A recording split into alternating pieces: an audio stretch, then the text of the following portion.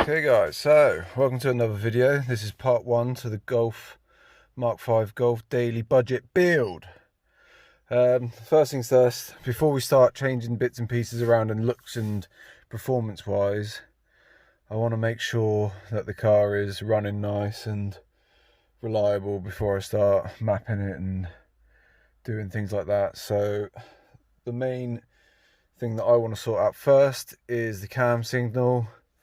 If you want to know what a bad cam signal is or position sensor is, basically when you try to start the car, it sounds like this. See, it struggles to start and it just does not like starting.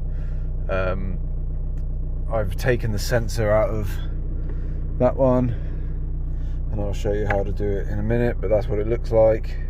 It's in by the timing cover. Shush. And I'll show you how to replace that. I've got Christmas tree lights, standard on a Volkswagen. So hopefully that car starts up nice and runs perfect. So hopefully, just swapping this round, this one will do the same. So I also took the airbox top off because mine, I'll show you in a minute, is missing some screws and someone's tried to drill it out. So this one's a bit close, just giving it a quick clean with some brake cleaner. Should be good to go. So I'll see you in the engine bay. Okay, so we're in the engine bay. We're going to do the airbox first. What we want to do is unplug the map here. It just simply pops off. You want to take this clamp off, take that pipe out, and then all you want to do is just remove all the little screws around the airbox, and then this piece will come off. So I'll just do that now. So after you've got all that removed, you should look like this.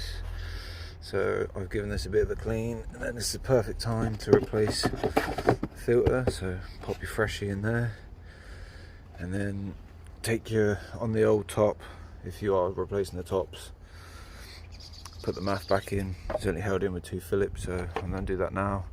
Then put the cover back on and put it all back together. See you in a minute. Look like this, all back together. So moving on to the cam angle sensor, where you want to start is you want to remove this pipe, and it's held on with these little clips, so you can just pull them out. So, and then remove that out of the way, and then you need to take this timing belt cover off. So there's a little clip down there, I don't know if you can see, there's a clip down there and a clip on the other side, so then you can remove that. So I'm going to do that now with the timing belt removed. Now this is the hard part, I probably won't be able to show you, but literally just where my finger is the cam signal sensor, or cam position sensor, sorry, and there it is held in with one little 10mm bolt, and then right down in here, you can't see, just where that wire's sticking out, there's a grommet, and you have to remove the grommet.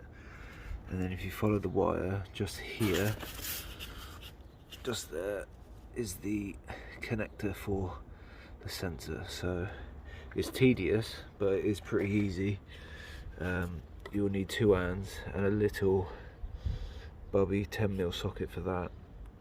And you just need a screwdriver to just squeeze in there. And then the wire is secured in there with a little clip there. I can't point to it, but just there, and that's probably the hardest part of it, is to get the wire free. So I'm going to wiggle that out and get it out. I'm sorry I can't show you anymore, but I need 2 hands, and there's plenty of other videos on YouTube to show you how to do it. So I'll see you in a minute. Alright, so that's the little 10mm that holds the sensor in place, and then as for down there, this is the little grommet that you have to pull out. So that's done. So now all you have to do is pull that connector out of its holder, and then I can't do that with one hand, but just disconnect that there, and then you should be able to wiggle the plug end out from this side. Don't try and do it the other side. I'm going to do that now. Got the old sensor removed, so we need to keep that though, because I've got to put it back in that one. Even though it doesn't work the best, I want to keep that car running and driving just in case. So this is the one from the other car, I've cleaned it up. So just a reverse process, feed this bit through, there's a hole through the grommet, and then it should look like that, but obviously on the inside. So I'm going to do that now. See you in a minute. Hey guys, so it's escalated. I thought I'd show you what I'm doing. So do not be like me and drop the little bolt down the timing cover. As you can see, it's right there. Thankfully, hopefully I can get a magnet there, but it's been an absolute cluster getting the belts off and all that. So yeah, don't be like me and put a rag down there so it doesn't fall all the way down. What happened to be a 10-minute job or 20-minute job has turned into about 2 hours, and it's raining. So yeah, don't be like me, put a rag down. Right, so everything's finally put back together. Last piece of the puzzle.